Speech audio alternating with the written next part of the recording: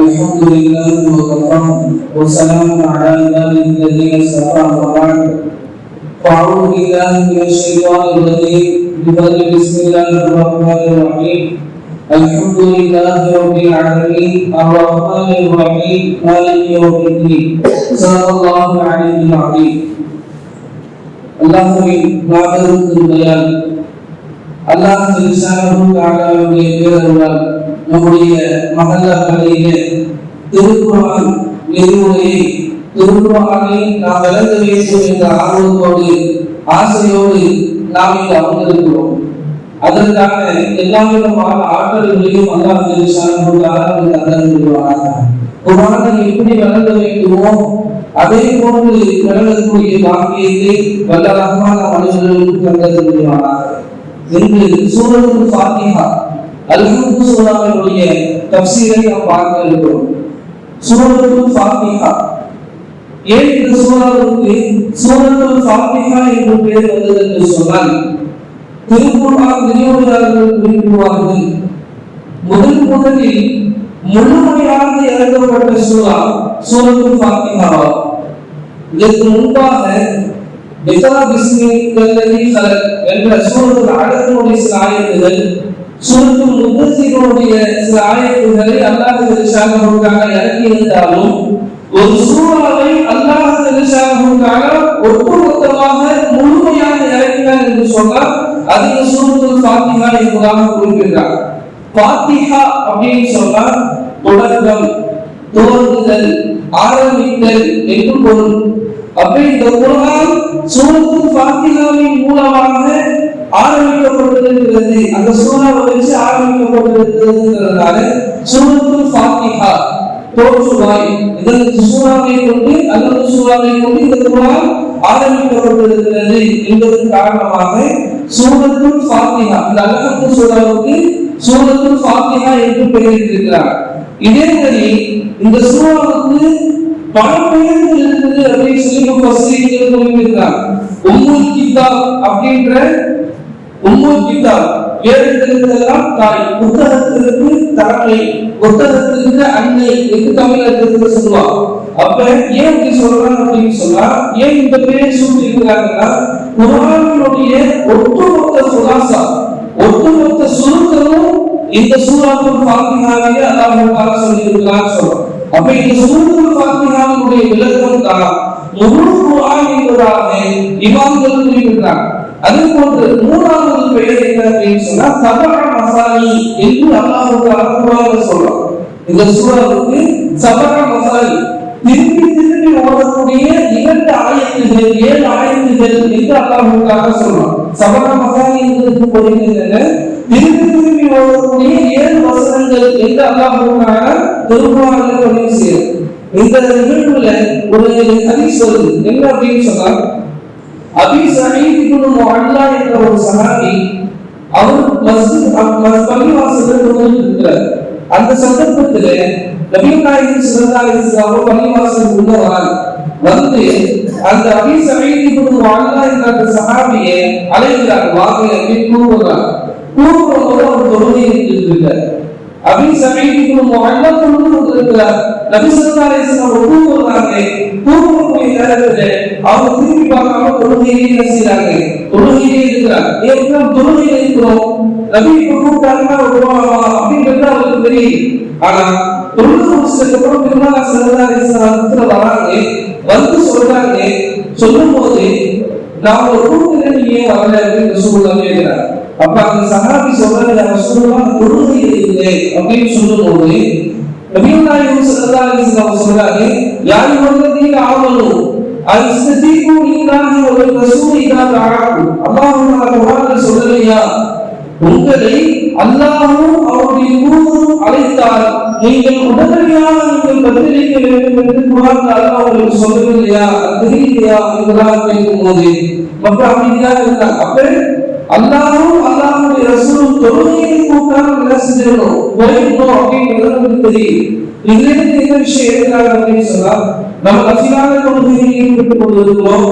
நஃபிலான தொழுகையில் ஈடுபட்டு கொண்டிருக்கக்கூடிய நேரத்தில் யாருக்காவது ஒரு ஆபத்து வந்துச்சு பக்கத்துல, அப்ப யாரும் ஒரு பக்கத்துல தொழுகைக்குரிய ஒவ்வாறாங்க அப்படின்னு சொன்னா அந்த தொழுகையை வீட்டுக்கு போகலாமா அப்படின்னு சொன்னா போகலாம், வீட்டுக்கு போகலாம். அவங்க எந்த தேவையை நிறைவேற்றணுமோ ஒரு ஒவ்வாறாரு அந்த தேவையை வந்து அவங்க நிறைவேற்றிக்கலாம். அந்த ஒரு ஆபத்து சிக்கிக்கிறாரு, அது தெரிவிக்கிறதுக்கு போகலாம். அதனால தொழுகையாக இருந்தா, ஆனா அந்த விட்டதுக்கு நம்ம என்ன செய்யணும், இரண்டு நாளாக வீட்டுக்கு நம்ம தொழுகணும். எது தொழுகை விட்டோமோ அந்த தொழுகை நம்ம வீட்டுக்கு தொழுகணும் அப்படின்ற மாதிரி சொல்றாங்க.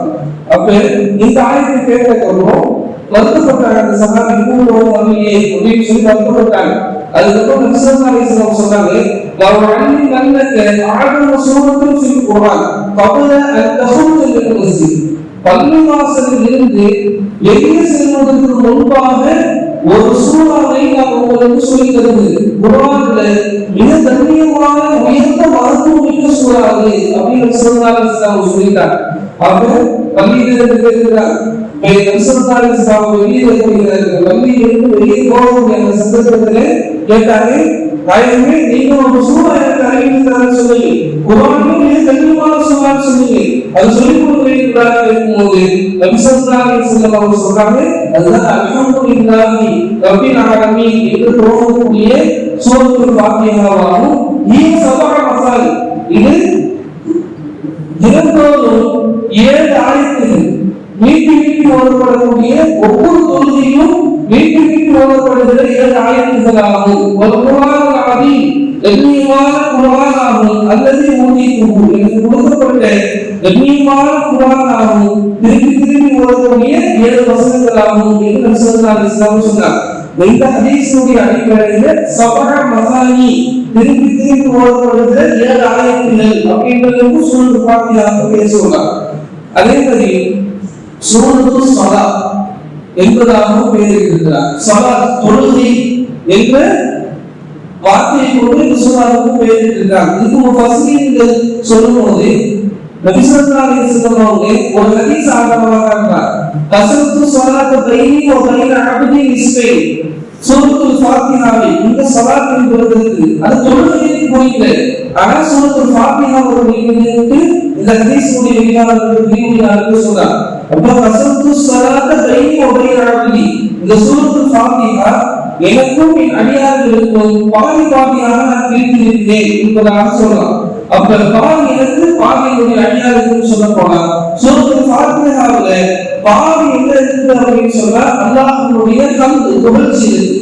அதுக்கு பிறகு நம்முடைய துஆ இதுதான் இஸ்மை 2 பாதிகளாக பிரிக்கப்பட்டிருக்கு அப்படின்னு சொல்லிட்டு நபி ஸல்லல்லாஹு அலைஹி வஸல்லம் சொன்னார். இப்ப சூரத்து ஸலா என்று பெயர்கள் இன்னும் அதிகமான பெயர்கள் நம்ம சில பேர்கள் மட்டும்தான் நம்ம பார்க்கிறோம். அதுக்கு பிறகு சூரத்து ஷிஃபா, இந்த சூரா இருக்குது அது ஷிஃபா நிவாரணமாக இருக்குது அப்படின்னு சொல்லி சில பேர் சொல்றாங்க.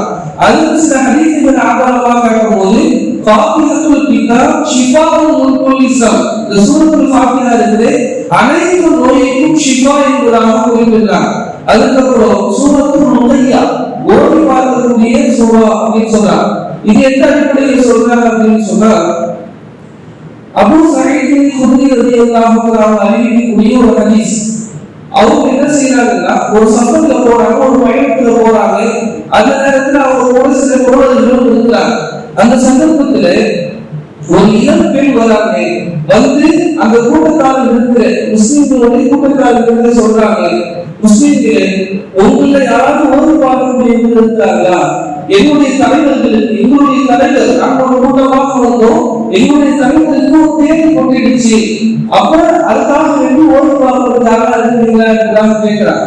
எங்கள்ல இருக்கக்கூடிய பெரியவங்கெல்லாம் வெளியில போயிட்டாங்க. அது யாருமே இல்லை, உங்களுடைய கூட்டத்துக்காக ஓது பார்க்க வந்துட்டாங்களா கேட்கும்போது அபூ சயீத் குத்ரி சொல்றாங்க, ஒருத்தர் விருந்துக்கு சென்றால் அவருக்கு ஓது பார்க்க தெரியும், எங்களுக்கு தெரியவே தெரியாது அப்படின்னு சொல்லிட்டு அது சொல்றாங்க. அவர் ஓதி பார்த்தாரு. அந்த ஓதி பார்ப்பதன் மூலமாக அந்த தலைவர் சரியாகிட்டார், அவருக்கு ஷிஃபா கிடைச்சிருச்சு. அப்ப அந்த நபருக்கு கேட்கிறாங்க, அந்த ஷிஃபாவானதன் காரணமாக 30 ஆடுகளும் பாலும் கொடுத்து அனுப்புறாங்க, அன்பளிப்பாக கொடுத்து அனுப்புறாங்க. அப்ப அந்த சந்தர்ப்பத்துல அந்த குர்ஆன் பாடம் வந்த உடனே சஹாபாக்கள் கேட்டாங்க, இப்ப இந்த ஓதி பார்க்கறதுனால வந்து இது வந்து நபிசல்லாஹு ஆரம்பத்தில் தடுத்திருந்தாங்க. காரணம் என்ன? அந்த மக்கத்து காப்பீர்கள், மக்கத்து குறைஷிகள் ஷிர்கான வார்த்தைகள் கொண்டு ஓதி பார்க்கக்கூடியவர்களாக இருந்தாங்க. அப்ப ஓதி பார்க்கறது நபிசல்லாஹு தடை செஞ்சாங்க. சில சஹாபாக்கள் சொன்னாங்க, நாங்க ஓதி பார்க்கறது முடியவில்லை, நாங்க ஓதி பார்க்க முடியும் அப்படின்னு அனுமதி கேட்கும்போது ஷிர்கான வார்த்தைகள் இல்லாமல் ஓதி பார்த்தால் போதும் அப்படின்னு நபிசல்லாஹு அந்த சந்தர்ப்பத்தில் சொல்லியிருக்கிறாங்க. அப்ப இந்த ஹதீஸ்ல வரும்போது ஓடி பார்க்கிறதுனால இந்த ஆடு இந்த வாழ்க்கை கிடைச்சிருக்கு. ஆக நபிசல்லாஹு அவர்கள் நம்ம போவோம். அப்ப இதுக்காக வேண்டி நம்ம அழகா என்ன எது கேட்டதுக்கு அப்புறம் நம்ம இது பங்குலாம் அப்படின்னு சொன்ன உடனே நபிசல்லாஹு அவங்க வராங்க. இது சொல்லும் போது இந்த மாதிரி ஒரு பெண்மணி வந்தாங்க, ஒரு கூட்டத்தில் தலைவருக்கு உடல்நிலை சரியில்லை, தேர்வு கொண்டுச்சு ஓடிக்கணும் அப்படின்னு சொல்லி போனாங்க. இந்த அளவுக்கு போனாங்க அப்படின்னு சொன்ன உடனே எதை கொண்டு நீங்கள் ஓடிவிட்டீர்கள் என்பதாக கேட்டாங்க. அப்ப நான் சூரத்துல் ஃபாத்திஹாவை கொண்டு தான் ஓடிவிட்டேன், சூரத்துல் ஃபாத்திஹாவை ஓடி நான் ஓடிவிட்டேன் என்பதாக சொல்லும் போது அப்ப சொன்னாங்க நபி ஸல்லல்லாஹு அலைஹி வஸல்லம் வமாகான யுரீது அன்னஹா ரவுலியத்தன், சூரத்துல் ஃபாத்திஹாவிலே ஓதி பார்த்து ஷிஃபாவை பெற்றுக்கொள்ள முடியும் என்று உங்களுக்கு அறிவித்தது எது? சூப்பராக கண்டுபிடிச்சிருக்கீங்க, பரவாயில்லை. சூரத்துல் ஃபாத்திஹாவிலே அது ஓதி பார்ப்பதற்காக வேண்டி நம்ம இது பண்ணலாம் சொன்ன உடனே அப்ப நபி ஸல்லல்லாஹு அலைஹி வஸல்லம் சொல்றாங்க, இப்சமு, நீங்க அந்த ஆடுகளை பங்கு வையுங்கள், வல்லிபூனி பிஸஹ்மி, ஒரு பங்கு எனக்கு கொடுங்க அப்படின்னு நபி ஸல்லல்லாஹு அலைஹி வஸல்லம் சொன்னாங்க. இந்த அடிப்படையில சூரத்துல் ஃபாத்திஹாவுக்கு ருபையா என்பதாக பெயர் உண்டு. இன்னும் பல பெயர்கள், சூரத்துல் கன்ஸ் பொக்கிஷன் என்ற பெயர் இருக்கு, சூரத்துல் அஸாஸுல் குர்ஆன் குர்ஆனுடைய அடிப்படை என்று பல பெயர்கள் இருக்கு. நம்ம இதெல்லாம் அந்த பெயர்களுடைய விளக்கம் பார்க்கணும் அப்படின்னு சொன்னா அது போயிட்டே இருக்கும். அதெல்லாம் வந்து இதோட பார்க்கலாம். அதுக்கப்புறம் என்ன அப்படின்னு சொன்னா சூரத்துல் ஃபாத்திஹாவுடைய சிறப்பு பெருமான ஸல்லல்லாஹு அலைஹி வஸல்லம் சொன்னாங்க, உபை இப்னு கஅப் ரலியல்லாஹு தஆலா அறிவிக்கக்கூடிய ஹதீஸ், வா அன்ஸலல்லாஹு ஃபீ தௌராத்தி வ ஃபில் இன்ஜீலி மிஸ்ல உம்முல் குர்ஆன், தௌராத்திலும் இன்ஜீலுடைய வேதத்திலும் ஒரு சூரத்துல் ஃபாத்திஹாவை போன்று உண்டான ஒரு சூறாவை அல்லாஹ் இறக்கவில்லை. அப்ப சூரத்துல் ஃபாத்திஹா இருக்கிறது அது இந்த உம்மத்திற்கு கொடுக்கப்பட்ட ஹுசூசியத், தனி சிறப்பு என்பதை நம்ம விளங்கணும் அப்படின்னு சொல்லிட்டு அப்ப சொல்றாங்க, ஒதிய சபா மசானி, இது திரும்ப ஓடப்படக்கூடிய 7 ஆயத்துகள் அப்படின்னு சொல்லிட்டு இது எனக்கும் என்னுடைய அடியார்களுக்கும் மத்தியிலே பங்கு வைக்கப்பட்டிருக்குது அப்படின்னு சொல்றாங்க. அப்ப என்ன பங்கு வைக்கப்பட்டிருக்கு அப்படின்னு சொன்னா ஒரு ஹதீஸ்ல வரும், நபி ஸல்லல்லாஹு அலைஹி வஸல்லம் அவங்க அல்ஹம்துலில்லாஹி ரப்பில் ஆலமீன் அப்படின்னு ஒரு அடியான் சொல்லக்கூடிய அந்த சந்தர்ப்பத்துல அப்ப நபி ஸல்லல்லாஹு அலைஹி வஸல்லம் சொல்றா, அஃலா அலைஹி அப்தி, என்னுடைய அடியான் என்னை புகழ்கிறான். அதுக்கு பிறகு அர்-ரஹ்மான் ரஹீம் என்று சொல்லும் போதோ அல்லாஹ் தஆலா என்ன சொல்றான், அஃலா அலைஹி அப்தி, என்னுடைய அடியான் என்னை புகழ்கிறான். அதுக்கப்புறம் தீர்ப்பு நாளினுடைய அதிபதி என்பதாக சொல்லும் போது மஸ்ஜிதனி ரப்பி, என்னுடைய அடியான் என்னை கண்ணியப்படுத்துகிறார். அப்ப சூரத்துல் ஃபாத்திஹா நம்ம ஓதும் போது ஒவ்வொரு தொழுகையிலும் சூரத்துல் ஃபாத்திஹா ஓதும் போது அல்லாஹ் என்னிடத்துல பேசுகிறான் என்ற அந்த நினைவு நம்மளுக்கு வரும். அப்ப அந்த உயிரோட்டமான தொழுகைக்கு அது வழிவகுது. சூரத்துல் ஃபாத்திஹா இருக்கு பாருங்க, அது எப்படிப்பட்ட சூரா அப்படின்னு சொன்னா அல்லாஹ் தஆலாவுக்கு மிக பிடித்தமானது. ஒரு அடியான் குர்ஆன் ஓதுறா அப்படின்னு சொன்னா அதுக்கு அல்லாஹ் பதில் சொல்றான். இன்னைக்கு நம்ம என்ன செய்யணும், தொழுகையில சூரத்துல் ஃபாத்திஹாவை கடகடகட நம்ம என்ன செஞ்சிடறோம், ஓதிடணும். அல்லாஹ் நம்மளுக்கு பேசுறாங்க அந்த உணர்வு நம்ம கிட்ட இல்ல. அப்ப உலமாக்கள் முஃபஸ்ஸிரீன்கள் சொல்றாங்க, சூரத்துல் ஃபாத்திஹாவை குறிப்பா நீங்க ஓதக்கூடிய சந்தர்ப்பத்துல ஒரு ஆயத்துக்கும் நீங்க நிறுத்தி நிறுத்தி ஓதணும். அல்லாஹ் இடத்துல பேசுகிறான், நான் சொல்லக்கூடிய துஆவுக்கு அவன் பதிலளிக்கிறான் என்ற எண்ணத்தோடு நம்ம சூரத்துல் ஃபாத்திஹாவை தொழுகையில ஓதணும் என்பதாக குறிப்பிடுகிறார். இன்னொரு சிறப்பு என்ன வந்திருக்கு அப்படின்னு சொன்னா இப்னு அப்பாஸ் ரலியல்லாஹு தஆலா அறிவிக்கக்கூடிய ஹதீஸ், நபி ஸல்லல்லாஹு அலைஹி வஸல்லம் அவங்க இருக்கிறாங்க. இப்னு அப்பாஸ் ரலியல்லாஹு தஆலா இந்த ஹதீஸ் அறிவிக்கக்கூடிய இப்னு அப்பாஸ் ரலியல்லாஹு தஆலா அந்த மஜ்லிஸ்ல உட்கார்ந்து இருக்கிறாங்க. ஜிப்ரீல் அலைஹிஸ்ஸலாத்து வஸலாம் அவர்கள் மனித தோற்றத்துல வராங்க. வந்து ரசூலுல்லாஹி ஸல்லல்லாஹு அலைஹி வஸல்லம் அவர்கள் பேசுறாங்க. பேசும்போது வானத்துல அதிகமான சத்தங்கள் கேட்கும். ஏதோ ஒரு கதவு திறந்த சத்தம் கேட்கிறாங்க, அதிகமான சத்தம், பயங்கரமான ஒரு சத்தம் கேட்கும். அந்த ஜிப்ரீல் சொல்லுவாங்க, வானத்தை நோக்கி பார்த்துட்டு இது என்ன சத்தம் தெரியுமா? இதுவரையும் வானத்தில் திறக்கப்படாத ஒரு கதவு திறக்கப்பட்டது. அந்த கதவில் இருந்து ஒரு மகன் இதுவரையும் எந்த நபிமார்களையும் சந்திக்கிறதில்லை, யாரையும் சந்திக்காத ஒரு மகன் வந்துட்டு சொன்னார். அப்ப இதுவரையும் திறக்கப்படாத ஒரு கதவு வானத்தில் திறக்கப்படுது. அங்கிருந்து ஒரு மகன் போறாங்க. இதுக்கு முன்னாடி அவருக்கு உலகத்துக்கு வந்ததே கிடையாது, எந்த நபிமாரையும் சந்தித்தது கிடையாது. அப்படிப்பட்ட ஒரு மகன் போறாங்கன்னு சொன்னவங்க அந்த மலக்கு வந்த உடனே நபிகள் நாயகம் ஸல்லல்லாஹு அலைஹி வஸல்லம் அவர்களுக்கு ஒரு சுப செய்தி சொல்லலாம்.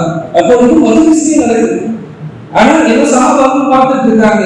ஆனா இந்த பேச்சுவார்த்தைகள் ரசூலுல்லாஹி அவங்க அறிவிச்சதுனால அந்த விஷயம் தெரிஞ்சு. அப்ப சொன்னாங்க, அபிஷேக் வினூரை இரண்டு ஒளியை கொண்டு உங்களுக்கு நான் சுப செய்தி தருகிறேன் என்று அந்த மலக்கு சொல்றாரு. அது ஊதிக்கு ஹுமா லம் யுக்த ஹுமா நபிக்கும் கபலக்கு, உங்களுக்கு முன்பாக எந்த நபிக்கும் தராத இரண்டு விஷயத்தை, இரண்டு ஒளியை நான் உங்களுக்கு தருகிறேன் என்று சொல்லிட்டு அதை சொன்னாங்க. ஒரு ஒளியில சூரத்துல் ஃபாத்திஹா, இந்த சூரத்துல் ஃபாத்திஹா. இரண்டாவது சொன்னாங்க சூரத்துல் பக்ராவுடைய கடைசி ஆயத் ராமனோட சூரத் ஆரம்பிக்கும் இல்ல, அது இரண்டும் இந்த ஒளி என்பதாக சொல்லி உங்கள் சுப செய்தி என்பதாக சொன்னார். இப்ப இந்த சூரத்துல் ஃபாத்திஹா மக்கியா, மக்காவில் இறங்கப்பட்ட ஆயத்து அப்படின்னு நம்ம சொல்றோம். ஒவ்வொரு சூறாவும் மக்கியா மதனியா என்பதாக பிரிப்பார். இது மக்காவில் இறங்கப்பட்ட சூரத்து, இது மதீனாவில் இறங்கப்பட்ட சூரத் என்பதாக பிரிப்பார். எந்த அடிப்படையில் திருக்குர்ஆன் விரிவுரையாளர்கள் எந்த அடிப்படையில் இது மக்கியா இது மதனியா என்பதாக பிரிக்கிறார்கள் அப்படின்னு சொன்னா, மக்காவில் இறங்குச்சுன்னா அது மக்கியா, மதீனாவில் இறங்குச்சு அப்படின்னு சொன்னா இது மதனியா, அப்படின்னு இப்படி பொருள் கொண்டிருக்கிறது இது தவறு. சொல்றாங்க, ஹிஜ்ரத்துக்கு முன்பாக இறங்கிய குர்ஆனுடைய வசனங்கள், குர்ஆனுடைய ஆயத்துகள் அது மக்கியா, மக்காவில் இறங்கப்பட்ட ஆயத்து. ஹிஜ்ரத்துக்கு பிறகு இறங்கப்பட்ட ஆயத்து அது மதனியா, மதீனாவில் இறங்கப்பட்ட ஆயத்து. இப்படியே விளக்கம் சொல்றாங்க அப்படின்னு சொன்னா, ஹிஜ்ரத்துக்கு பிறகும் நபி ஸல்லல்லாஹு அலைஹி வஸல்லம் அவர்கள் மக்காவுக்கு வந்திருக்கிறாங்க, உம்ராவுடைய நேரத்தில் வந்திருக்கிறாங்க, உம்ரா செய்வதற்காக. மக்கா வெற்றி கொள்ளப்படுகிற அந்த சந்தர்ப்பத்தில் வந்திருக்கிறாங்க. இந்த இரண்டு சந்தர்ப்பத்திலையும் அங்கு ஒரு ஆயத்து இறங்கிச்சு, மக்காவில் ஒரு ஆயத்து இறங்கிச்சு அப்படின்னாலும் அது மதனியா தான். இந்த அடிப்படையில ஹிஜ்ரத்துக்கு பிறகு இறங்கிய அந்த ஆயத்தின் அடிப்படையில் இந்த சூரத்துல் ஃபாத்திஹாவுக்கு இரண்டு கருத்துக்கள் இருக்கு. சூரத்துல் ஃபாத்திஹாவிலே இது மக்காவில் இறங்கப்பட்டது, மதீனாவில் இறங்கப்பட்டது அப்படின்றது சில முஃபஸ்ஸிரீன்கள் சொல்றாங்க. இரண்டு முறை இந்த சூரா இறங்கிச்சு அப்படின்னு சொல்றாங்க. முதலில் மக்காவில் இந்த சூரா இறங்கப்படக்கூடிய நேரத்துல ரெண்டே நபர்கள் தான் இஸ்லாத்தை ஏற்றிருக்காங்க அப்படின்னு சொல்லி சில தஃசீர்கள் குறிப்பிட்டிருக்காங்க. இந்த ரெண்டு பேர் யாரு? அபூபக்கர் ரலியல்லாஹு அன்ஹு, கதீஜா ரலியல்லாஹு அன்ஹா. இந்த ரெண்டு பேரும் மட்டும்தான் இந்த சூரா இறங்கிய அந்த சந்தர்ப்பத்துல இஸ்லாத்தில் இருந்தாங்க. அதுக்கப்புறம் வலக்கத் இப்னு நௌஃபல் நபிகள் நாயகம் ஸல்லல்லாஹு அலைஹி வஸல்லம் அவங்களுக்கு வஹி இறங்கக்கூடிய நேரத்துல பயப்படக்கூடிய அந்த சந்தர்ப்பத்துல இது வஹிதான், இது நபிமார்களுக்கு இறங்கக்கூடிய விஷயம் தான் அப்படின்னு உறுதி செய்யப்பட்டதுன்னு வலக்கத் இப்னு நௌஃபல். அப்ப இந்த மூன்று நபர்கள், ரெண்டு நபர் இஸ்லாத்தை ஏற்றிருந்தாங்க, ஒரு நபர் நபி ஸல்லல்லாஹு அலைஹி வஸல்லம் அவங்களுக்கு ஆதரவாக இருந்தாங்க அப்படின்னு சொல்லப்படுது. அதுக்கு பிறகு ஒரு ஹதீஸ் என்ன அப்படின்னு சொன்னா, லா ஸலாத்த லிமன் லம் யக்ரா பி ஃபாத்திஹாத்தில் கிதாப், சூரத்துல் ஃபாத்திஹா ஓதப்படவில்லை என்று சொன்னால் அவருக்கு தொழுகையே கூடாது என்று ஒரு ஹதீஸ் இருக்கு. எந்த அளவுக்கு சிறப்பு பாருங்க. இந்த ஆயத்தின் அடிப்படையில், இந்த ஹதீஸுடைய அடிப்படையில் பேசினா இமாம் ஷாஃபி ரஹ்மத்துல்லாஹி அலைஹி அவங்க என்ன சொல்றாங்கன்னா, தொழுகையில சூரத்துல் ஃபாத்திஹா ஓதுவது ஃபர்து. ஒரு நபர் தொழுகையில சூரத்துல் ஃபாத்திஹா ஓதுறார் அப்படின்னு சொன்னா அவருடைய தொழுகை கூடாது என்பதாக இமாம் ஷாஃபி ரஹ்மத்துல்லாஹி அலைஹி சொல்றாங்க. ஆனா அபூ ஹனீஃபா ரஹ்மத்துல்லாஹி அவங்க என்ன சொல்றாங்க அப்படின்னு சொன்னா, நம்முடைய மதுஹப் அபூ ஹனீஃபா ரஹ்மத்துல்லாஹி என்ன சொல்றாங்கன்னா, இந்த ஹதீஸின் அடிப்படையில சூரத்துல் ஃபாத்திஹா ஓதவில்லை என்று சொன்னா தொழுகை கூடாதுன்ற அடிப்படையில், எந்த அடிப்படையில் அப்படின்னு சொன்னா கண்டிப்பாக என்ன சூரத்துல் ஃபாத்திஹா ஓதுனா ஆகணும். நம்ம ஹனஃபி மதத்துல சூரத்துல் ஃபாத்திஹா ஓதுவது வாஜிப், ஃபர்துடைய அந்தஸ்து இல்லை. ஃபர்தை விட்டுட்டு தொழுகை அப்படின்னு சொன்னா தொழுகை கூடாது. ஆனால் வாஜிபை ஒரு மனிதன் மரபியாக விட்டுவிட்டார் என்று சொன்னா அப்ப என்ன நடக்கும்? சஜ்தா செஞ்சிருக்கோம் அப்படின்னு சொன்னா தொழுகை கூடுது.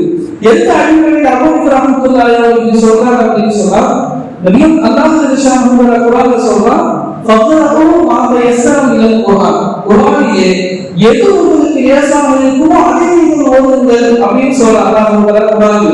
சூரத்துல் ஃபாத்திஹா கட்டாயமாக ஓத வேண்டும் என்பதாக எந்த ஒரு குர்ஆனுடைய வசனங்கள்ல வரல. ஒரு மனிதன் அவருக்கு தொழுகை தெரியல, அவருக்கு எது குழுவாக சொல்றாங்க உங்களுக்கு ஆயுதம் தெரியும் அப்படின்னு சொன்னா அதை வச்சு தொழுதுக்கு போயிட்டாரு அப்படின்னு சொன்னா அவருடைய தொழுகை கூடிடும். ஆனா அது குறைமுறையாக இருக்கும் என்பது தொழுகை கூடிடும் அப்படின்னு சொல்றாங்க. அப்ப இரண்டாவது ஆதாரம் என்ன வைக்கிறாங்க அப்படின்னு சொன்னா, அபூ ஹுரைரா அறிவிக்கக்கூடிய ஹதீஸ், நபி ஸல்லல்லாஹு அலைஹி வஸல்லம் அவங்க ஒரு மனிதர் பள்ளியில தொழுகிறார், தொழுகை தெரியாம தொழுகிறார், டக்கு ருக்கு சுஜூத் செஞ்சுட்டு வாசல் வழியா வந்தாங்க. அப்ப சொன்னாங்க, நீங்க என்ன செய்யுங்க, திருப்பி போய் தொழுவுங்க, உங்களுக்கு தொழுகை தெரியல, நீங்க திருப்பி தொழுவுங்கன்னு சொல்லி சொல்றாங்க அனுப்பிச்சுடுறாங்க. திருப்பி அதே வந்து வர அந்த சஹாபி திருப்பி நீங்க தொழுது சரியில்லை, நீங்க இன்னும் தொழுவாங்க அப்படின்னு சொன்னாங்க. 3 தடவை இதே ஆயிட்டு இருக்கிறோம். நான் சொல்றேன், நீங்க சொல்லி கொடுங்க, நான் எப்படி தொழுகணும்னு நீங்க சொல்லி கொடுங்க அப்படின்னு அந்த சஹாபி கேட்கிறாங்க. அப்ப அவங்க அந்த சஹாபிக்கு சொல்லி கொடுக்குறாங்க, இந்த குந்த இலசா தொழிலுக்காக வேண்டி நீ எழுந்திருச்சு நின்ற அப்படின்னு சொன்னா என்ன செய்ய தக்பீர் சொல்லு, அல்லாஹு அக்பர் என்பதாக சொல்லு என்பதாக சொல்லிட்டு சும்ம மாத்த எஸ்ஸர இலல் குர்ஆன், குர்ஆன்ல எது ஒரு சூரா தெரியுமோ அதை போதுன்னு ரசூலுல்லாஹி சொன்னாங்க. இந்த ஹதீஸ்ல கட்டாயமாக சூரத்துல் ஃபாத்திஹாவிலே ஓதுற ஆகணும்னு சொல்லல. இந்த ஹதீஸுடைய ஆயத்தில் இந்த ஆயத்துடைய அடிப்படையில் சூரத்துல் ஃபாத்திஹாவுக்கு கட்டாயம் தான், வாஜிப் என்ற அர்த்தத்துல நம்ம வைக்கணும். அது மறந்துட்டோம் அப்படின்னு சொன்னா நம்ம என்ன செய்யணும், சஜ்தா செஞ்சு தொழுக முடியும். ஷாஃபி ரஹ்மத்துல்லாஹி சூரத்துல் ஃபாத்திஹா விட்டுட்டோம் அப்படின்னு சொன்னா தொழுகை கூடாது என்பதாக சொல்றாங்க. அப்ப இதுதான் இந்த கருத்து. அப்ப அதுக்கப்புறம் இல்ல ஒரு சூரத்துல் ஃபாத்திஹால இருந்து விளக்கம் எழுதுறாங்கன்னா, இமாம் சூரத்துல் ஃபாத்திஹா ஓதுறாங்க, பின்னாடி இருக்கக்கூடிய முத்ததிகள் சூரத்துல் ஃபாத்திஹா ஓதுறது கட்டாயமா அப்படின்னு சொன்னா அதுலயும் 2 கருத்துகள் இருக்கு. ஷாஃபி ஹனஃபி மட்டும் சொல்றாங்க அப்படின்னு சொன்னா, தமிழகத்துல நிறைய இடங்கள்ல இந்த 2 மதங்கள்ல உள்ளவங்க அதிகமா இருக்காங்க, அதனால இந்த 2 விளக்கத்தை மட்டும் அந்த பொதுவாக்கி கொள்கிறோம். அப்ப என்ன அப்படின்னு சொல்றாங்கன்னா, முத்ததிகள் பின்னாடி கொள்ளக்கூடியவர்கள் கண்டிப்பாக சூரத்துல் ஃபாத்திஹா ஓதணும், அவங்களும் ஓதணும் அப்படின்னு சொல்லி ஷாஃபி ரஹ்மத்துல்லாஹி சொல்றாங்க. எந்த ஹதீஸுடைய அடிப்படையில வேற சொன்ன அந்த ஹதீஸுடைய அடிப்படையில தான் லா ஸலாத்த லிமன் லம் யக்ரா பி ஃபாத்திஹத்தில் கிதாப், நான் சொல்றது ஃபாத்திஹா ஓதணும் அவங்க தொழுகையே கிடையாது இந்த ஹதீஸை தான் ஆதாரமா வைக்கிறாங்க. ஆனா நம்ம என்ன சொல்றோம் அப்படின்னு சொன்னா, நபியுல்லாஹி ஸல்லல்லாஹு அலைஹி வஸல்லம் அவங்க ஒரு ஹதீஸ்ல சொல்லி இருக்கிறாங்க, மன் கான லஹு இமாம், யாருக்கு தொழுகைகளுக்காக இமாம் நியமிக்கப்பட்டிருக்கிறார்களோ ஃபகிராத்துல் இமாம் லஹு கிராத்துல், இமாமுடைய ஓதுதல் தான் அவருக்கும் ஓதுதல். அப்ப இமாம் ஓதுறாங்க அப்படின்னு சொன்னா முஹம்மதியுடைய தொழுகை பரிபூர்ணமாக கபூலாகிவிடும் என்பதாக ஸல்லல்லாஹு அலைஹி வஸல்லம் சொன்ன ஒரு ஹதீஸ். இன்னொரு ஹதீஸ் சொல்றாங்க, இன்னொரு ஜுஹில் இமாம், இமாம் நியமிக்கப்பட்ட காரணம் என்ன, லியுதம்மி முஹம்மதிகள் அவர்களை பின்பற்றி தொழுக வேண்டும் என்பதற்காக தான். ரைதா கப்தர இமாம் தக்பீர் சொன்னால் ஃபகபீரு, நீங்களும் தக்பீர் சொல்லுங்கள். வைதா கர அவர் ஓதினால் சூரத்துல் ஃபாத்திஹாவும் அதன் வேற வசனங்கள் ஓதினால் வஅன்சிது நீங்கள் மௌனமாக இருங்கள் என்று இந்த ஹதீஸுடைய அடிப்படையில் நபி ஸல்லல்லாஹு அலைஹி வஸல்லம் சொல்லியிருக்கிறாங்க. அப்ப அபூ ரஹ்மத்துல்லாஹி ஆதாரம் கொடுக்கிறாங்க. இன்னொரு அடிப்படை, இன்னொரு ஆயத்து, வைதா கரல் குர்ஆன், குர்ஆன் ஓதப்பட்டால் அன்சிது வைதா கரல் குர்ஆன் ஃபஸ்தமிஉ லஹு, நீங்கள் அதை காது தாழ்த்தி கேளுங்கள். வஅன்சிது நீங்கள் மௌனமாக இருங்கள், லஅல்லகும் துஃப்லிஹூன், நீங்கள் வெற்றி பெறலாம் என்ற இந்த ஹதீஸுக்கு என்ன விளக்கம் சொல்றாங்க, குர்ஆன் ஓதப்பட்டால் அப்படின்னா இந்த ஆயத்து இறங்கியது தொழுகையில் குர்ஆன் ஓதப்படுவதற்குரிய ஆயத்து அப்படின்னு முஃபஸ்ஸிரீன்கள் சொல்றாங்க. இத குர்ஆன் தொழுகையில் குர்ஆன் ஓதப்பட்டால் ஃபஸ்தமிஉ லஹு, குர்ஆன் இமாம் சத்தமாக குர்ஆன் ஓதுனார், ஃபஸ்தமிஉ லஹு, அதை காது தாழ்த்தி நீங்கள் கேளுங்கள்.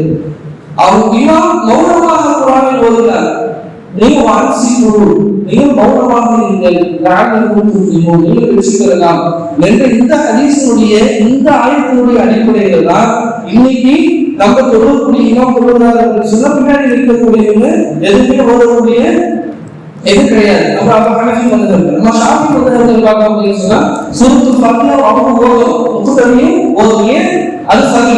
அவங்க தொழுகிறார் அப்படின்னு சொன்னா அவங்களுடைய தொழுகை கூடாது அப்படின்னு அவங்க சொல்றாங்க. நம்ம என்ன சொல்றோம், அது வாஜிப். அது ஒரு மனிதர் சூரத்துல் ஃபாத்திஹாவை தவறுதலாக விட்டுட்டார், இமாம் விட்டுட்டார் அப்படின்னு சொன்னா சஜ்தா சர்வ் செய்வதன் மூலமாக அவருடைய தொழுகை கூடிடும் என்பதாக சொல்லலாம். அதுக்கு பிறகு இஸ்திஆதா அஊது பில்லாஹி மினஷ் ஷைத்தானிர் குர்ஆன் ஆரம்பிக்கும் போது இரண்டு வசனங்கள் இரண்டு விஷயங்கள் வரும். ஒன்னு அஊது பில்லாஹி மினஷ் ஷைத்தானிர் ரஜீம் பிஸ்மில்லாஹிர் ரஹ்மானிர் ரஹீம். இன்னைக்கு அஊது பில்லாஹி மினஷ் ஷைத்தானிர் ரஜீம் உடைய விளக்கத்தை மட்டும் பார்ப்போம். இன்ஷாஅல்லாஹ் அடுத்த வாரம் பிஸ்மில்லாஹிர் ரஹ்மானிர் ரஹீம் சூரத்துல் ஃபாத்திஹாவுடைய விளக்கம். அஊது பில்லாஹி மினஷ் ஷைத்தானிர் ரஜீம் இருக்குது.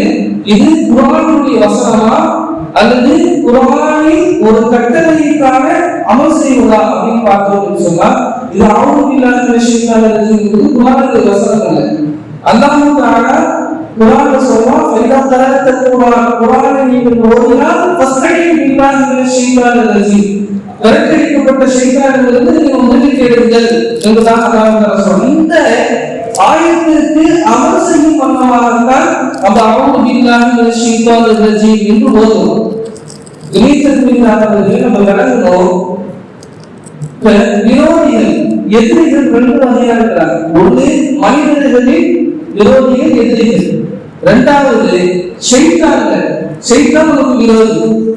இந்த ரெண்டுத்துலயும் அல்லாஹ் என்ன சொல்றான் அப்படின்னு சொன்னா மனித விரோதிகள்ல மனிதர்களின் சிலர்கள் எதிரியாக இருக்கிறாங்கல்ல அவங்க கிட்ட நீங்க நல்லிடமாக உபகாரம் செய்யுங்க. அந்த உபகாரம் செய்வதும் அவங்களுக்கு நீங்க நல்ல முறையில் நடந்து கொள்வதும் அது என்னவாக்கும் அவங்களை உங்களை கண்ணியப்படுத்துவதற்கான காரணமாக அமையும் அப்படின்னு சொல்லி அல்லாஹ் கூடாது சொல்லலாம். இதுஃபா பில்லதி ஹி அஹ்சன்.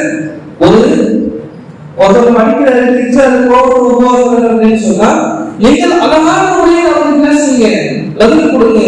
அப்படி அழகான முறையில் நீங்கள் அவர்களுக்கு எக்ஸ்ட்ரா உபகாரம் செய்வீங்க அப்படின்னு சொன்னா உங்களுக்கும் அவர்களுக்கும் மத்தியிலே ஒரு விரோதம் இருந்துச்சு அப்படின்னு சொன்னா நீங்க அவர்களுக்கு நல்ல முறையில் நடப்பதன் மூலமாக கண்ணாவும் வலிக்கும் கனி உங்களுக்கு உத்த தோழனாக அவர்கள் ஆகலாம் அப்படி அல்லாஹ் சொல்றாங்க. அப்ப இந்த ஆயத்தை நம்ம பார்க்கும் போது நம்ம சிந்திக்கணும்.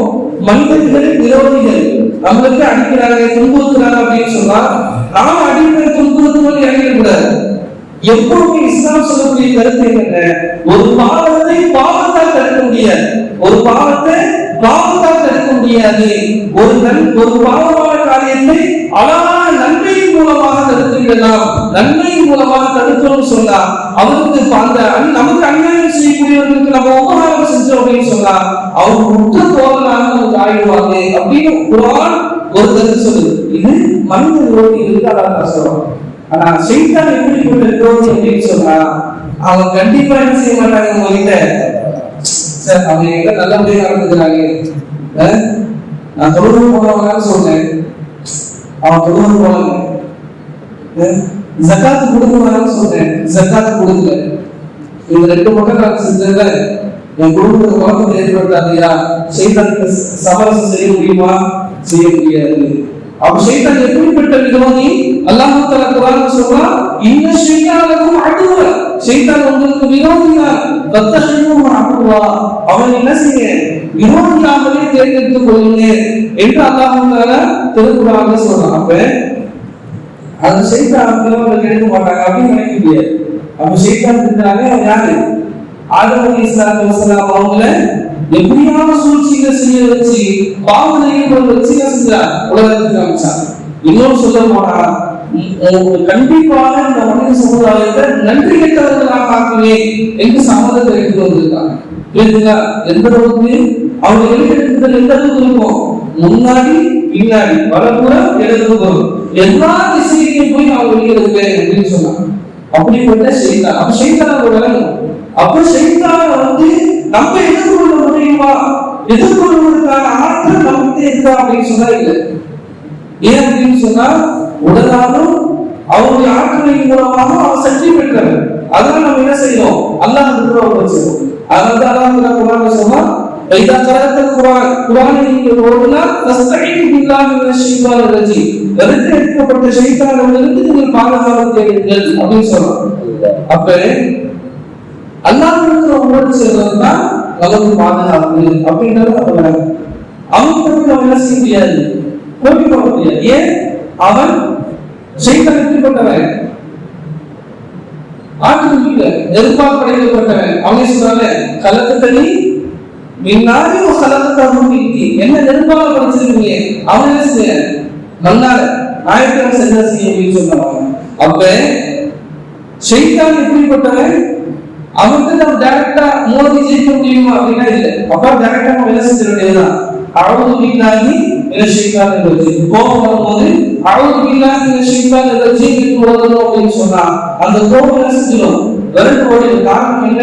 நம்ம யார்கிட்ட உதவி இருக்கிறோம்? அல்லாஹ்கிட்ட உதவி இருக்கிறோம். அப்ப அந்த ஷைத்தான் அவுது பில்லாஹி அல்லாஹ்வை கொண்டு உதவி தேடுகிறேன் மினஷ் ஷைத்தானிர் ரஜீம், விரட்டடிக்கப்பட்ட ஷைத்தான். அந்த ஷைத்தான் என்ற அந்த வார்த்தை முஃபஸ்ஸிரீன்கள் குறிப்பிடுகிறாங்க. ஷத்தனே என்ற வார்த்தையிலிருந்து வந்துச்சு. ஷத்தனே அப்படின்னு சொன்னா பரவுது, தூரமானான் அப்படின்ற அர்த்தம். அனைத்து நலவுகளை விட்டும் அவன் தூரமானவன். அல்லாஹ்வால் கொடுக்கப்பட்ட அனைத்து நியமத்துகள், அனைத்து அனுமதிகளை விட்டும் அவன் தூரமாக்கப்பட்டவன் அப்படின்றது தெரிஞ்சாங்க. இன்னொரு கருத்து ஷாப்த என்ற அர்த்தத்தில் வந்திருக்கு அப்படின்னு சொன்னான். அதுக்கு என்ன அர்த்தம்? மஹ்லூக்கும் மின்னார், நெருப்பால் படைக்கப்பட்டவன் என்று பொருள். அப்ப ஷைத்தானுக்கு நெருப்பால் படைக்கப்பட்டவன் அல்லது என்ன பொருள்?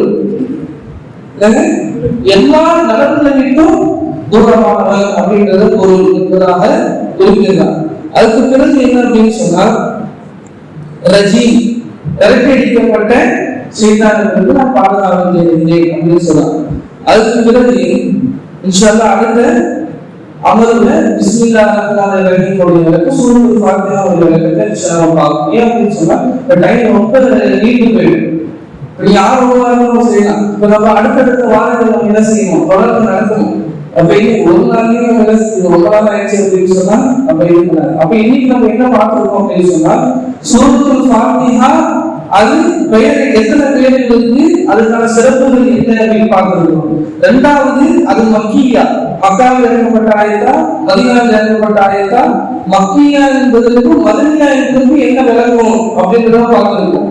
இரண்டாவது சூரத்துல் ஃபாத்திஹா அபூ ஹனீஃபா ரஹ்மத்துல்லாஹி அலைஹி தொழுகையில வாஜிப், ஷாஃபி ரஹ்மத்துல்லாஹி அலைஹி ஃபர்து விட்டுட்டோம் அப்படின்னு சொன்னா என்ன ஆயிடும், தொழுகை கூடாது. அப்ப வாஜிப் ஃபாத்திஹா விட்டுட்டோம் அப்படின்னு சொன்னா சஜ்தா சாஹிப் செஞ்சா நமக்கு போதுமானது. அதுக்கான ஆதாரங்கள் எல்லாம் குர்ஆன்ல ஹதீஸுடைய அடிப்படையில் நம்ம சொல்லுவோம். அதுக்கு பிறகு பின்னாடி இருக்கக்கூடிய உச்சநதிகள் சூரத்துல் ஃபாத்திஹா ஓதணுமா அப்படின்ற விளக்கத்தை பார்த்தோம். அதுக்கான குர்ஆன் ஆயத்துகள் ஹதீஸுடைய நம்ம ஆதாரங்களை பார்த்தோம். அதுக்கு பிறகு அஊது பில்லாஹி மினஷ் ஷைத்தானிர் ரஜீம் உடைய விளக்கங்கள். அப்ப விரோதி ரெண்டு வகையா இருக்கிறாங்க. மனிதனுடைய விரோதி, மனிதர்களே விரோதியாக இருக்கக்கூடியவர்களுக்கு நம்ம நல்ல முறை நடந்து கொண்டோம் அப்படின்னு சொன்னா அவங்க நமக்கு எப்படி ஆயிடுவாங்க, முற்றுத்தோழமாக ஆயிடுவாங்க. அப்ப எக்ஸான் ஒரு மனிதனுக்கு உபகாரம் செய்யும் போது அது இன்சான் அபுதுல் இஹ்சான் அரபியில சொல்லுவாங்க. ஒரு அடியானுக்கு நம்ம உபகாரம் செய்யணும் அப்படின்னு சொன்னா அந்த உபகாரத்தின் மூலமா நம்ம அடிமையாகிடுவோம் அப்படின்னு சொல்றாங்க. அப்ப இது மனிதர்களுக்கு சாத்தியமாக தவிர ஷைத்தானுடைய விஷயத்துல என்னங்கிறாங்க சாத்தியமானது. எல்லா காரியங்களும் ஆரம்பிக்கக்கூடிய அவங்க இல்லாத விஷயத்தை வச்சு ஓதணும் அப்படின்னு சொல்றாங்க. ஆனா குர்ஆன் ஓதக்கூடிய நேரத்துல இந்த அவங்க இல்லாத விஷயத்தை வச்சு ஓதுவது சுன்னத், மற்ற காரியங்கள் ஓதுவது சுன்னத் அல்ல. அல்லாஹ் தஆலா பாவமான காரியங்கள் ஒன்று தெரியப்படுது. அப்ப அவங்க இல்லாத விஷயத்தை ஓதுவோம், அது அல்ஹம்துலில்லாஹ். ஆனா சிலருக்கு குத்பா செய்கிற பயான் செய்வதற்கு முன்னத்துல ஹம்து ஸலவாத் கொடுத்து அவங்க இல்லாத விஷயத்தை வச்சு ஓதுறாங்க. அப்ப ஓத வேண்டியதுன்ற அவசியம் இல்லை. ஓதுறாங்க அப்படின்னு சொன்னா பாவமா, அது பாவம் கிடையாது, நன்மையான காரியம் தான். சுன்னத் என்பதாக நாம் நினைக்கிறார். சுன்னத்துக்கு அந்தஸ்து தரணும், ஃபர்லுக்கு அந்தஸ்து தரணும். அல்லாஹ் எது கேட்போமோ அதன்படி அமல் செய்யக்கூடிய வாக்கியங்கள் வாழ்ந்து உருவானாக. குர்ஆனை கமா ஹப்பஹு அல்லாஹ் எப்படி வழங்க வேண்டும் என்று அல்லாஹ் கட்டளையிட்டிருக்கிறானோ அது போன்ற விளக்கத்தை அல்லாஹ் தந்தல் புரிவானாக. குர்ஆனை வழங்குவதற்கான ஆற்றலை அல்லாஹ் அனைவருக்கும் தந்தது புரிவானாக.